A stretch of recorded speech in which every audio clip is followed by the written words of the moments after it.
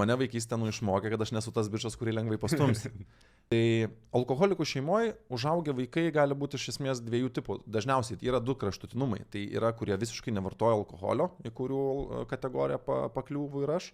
Ir yra, kurie vartoja alkoholį ir jiems sunku susitvarkyti su savo priklausomybėm ir taip toliau, nes dažniausiai priklausomybės yra. O ta sunki vaikystė, tai, žinok, irgi mačiau labai daug skirtingų pavyzdžių, tų draugų, atrodo, net geriausi draugai, kurie augom kartu, buvom petys į petį ir taip toliau, mes išaugom visiškai skirtingose vietose. Dabar iš save žiūrint, yra tam tikrų gal pliusų, nes kai aš dirbu savo darbą, kažkokie verslo reikalai, nekilnojamo turto pardavimas, aš pakankamai jaunai atrodantis bičas su kostiumu, draugiškai bendrauju. Ir su manim kažkas bando agresyviau dėrėtis. Ir mane vaikystė išmokė, kad aš nesu tas bičas, kurį lengvai pastumsi.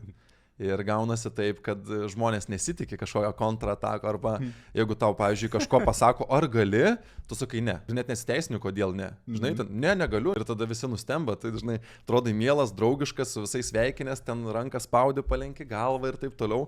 O čia tau kažko paprašė, tu sakai ne.